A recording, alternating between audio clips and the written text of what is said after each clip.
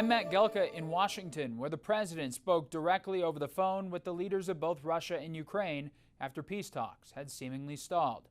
Now President Trump is saying it's moving in the right direction.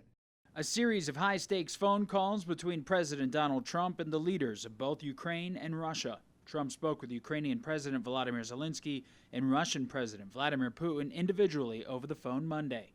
Trump has referred to the war as a bloodbath and called for it to end. We just spent 2.5 hours talking to Vladimir Putin, and I think some progress has been made. It's a terrible situation. On Truth Social, Trump said the 2-hour call with Putin went very well, stating that Russia and Ukraine would immediately start negotiations on a ceasefire and an end to the war.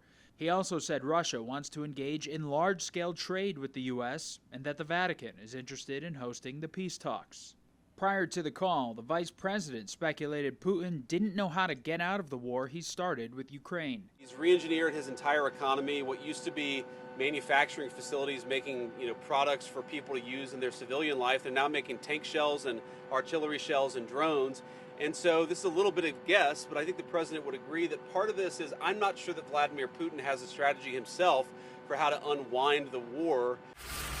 The phone calls come after a weekend drone blitz on Ukraine by Russia, where more than 270 exploding drones and decoys were deployed.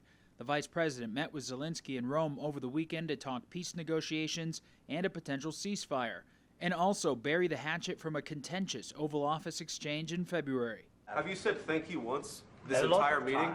No, in this entire meeting, have you said thank you? Putin no-showed face-to-face peace negotiations in Turkey last week, with the White House saying President Trump has grown increasingly frustrated with how talks have gone. The president had previously put the prospect of tough economic sanctions for Russia back on the table, saying it's an option he hopes he doesn't have to use. Reporting in Washington, I'm Matt Gelka.